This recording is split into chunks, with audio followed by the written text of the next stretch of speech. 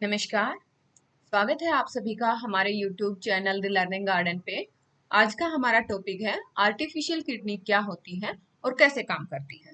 तो सबसे पहले अगर हम बात करें कि आर्टिफिशियल किडनी की जरूरत क्यों पड़ी, तो अगर हमने जो प्रीवियस वीडियोस में देखा था एक्सक्रीशन इन ह्यूमन बीइंग, तो अगर आपको ध्यान है तो हम दिखा दें कि ह्यूमन बीइंग में पेयर ऑफ किडनी प्रेजेंट होती हैं which are located in abdomen on both side of the backbone. और हमने ये देखा था कि ये जो किडनी है ये ब्लड को फिल्टर करने का काम करती हैं। अगर ब्लड के अंदर कुछ भी नाइट्रोजनस वेस्ट या हार्मफुल प्रोडक्ट प्रेजेंट रहते हैं तो उनको ब्लड से फिल्टर किया जाता है। अगर हम इसको बहुत ही सिंपल प्रोसेस से समझने की कोशिश करें तो मैं आपको एक एग्जांपल दे रही हूँ कि मान लो आपके पास आपको चाय छाननी है, आपने छलनी यूज की।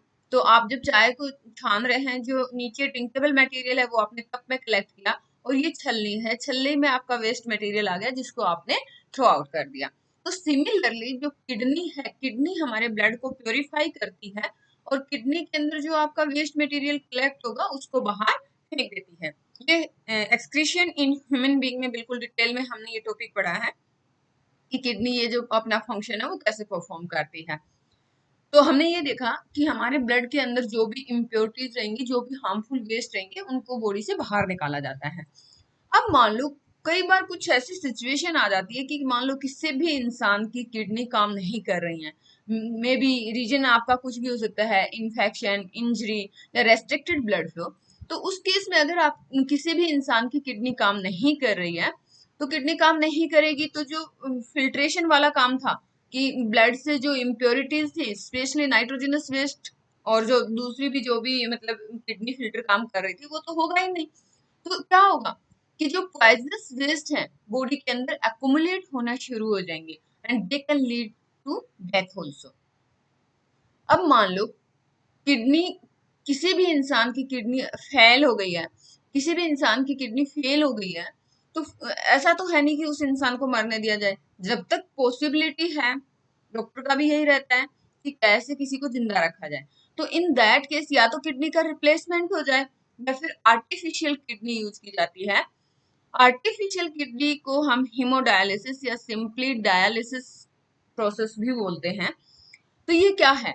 हीमोडायलिसिस या सिंपली डायलिसिस एक वो प्रोसेस है जिसमें ब्लड से इम्प्योरिटीज को रिमूव किया जाता है when kidney are not working normally.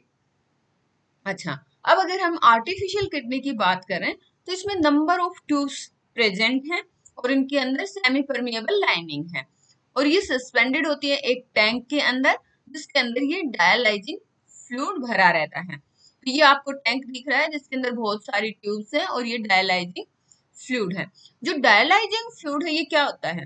ये एक ऐसा फ्लूइड है जिसका ऑस्मोटिक प्रेशर ब्लड के ऑस्मोटिक प्रेशर के बराबर रखा जाता है, लेकिन इसके अंदर नाइट्रोजनस वेस्ट नहीं होते हैं। अब इसमें से मान लो ये एक पेशेंट है, इस पेशेंट की किडनी काम नहीं कर रही है, तो अब इस पेशेंट का ब्लड इस जो ये पंप है इसके थ्रू पास किया जाएगा और उसके बाद इस टैंक में से जब पास हो रहा है तो क्या होगा कि हमारा जो ब्लड आता है मतलब किसी भी ह्यूमन बीइंग की हम बात करें और ये एक पेशेंट है, इसके ब्लड में किडनी जो है इसकी काम नहीं कर रही है, तो इसके ब्लड में जो नाइट्रोजनस वेस्ट हैं वो क्या होंगे? सिंपल डिफ्यूजन प्रोसेस से ये जो डायलाइजिंग सॉल्यूशन है उसके अंदर डिफ्यूज हो जाएंगे। The patient's blood is passed through these tubes and during the passage, waste products from the blood pass into dialyzing fluid by diffusion process। अब क्योंकि हमारा काम ही वही था ना, ये जो आर्टिफिशियल किडनी लगाने का काम ही वही था कि ब्लड को प्योरीफाई कर सके, क्योंकि इस इंसान की किडनी काम नहीं कर रही थी।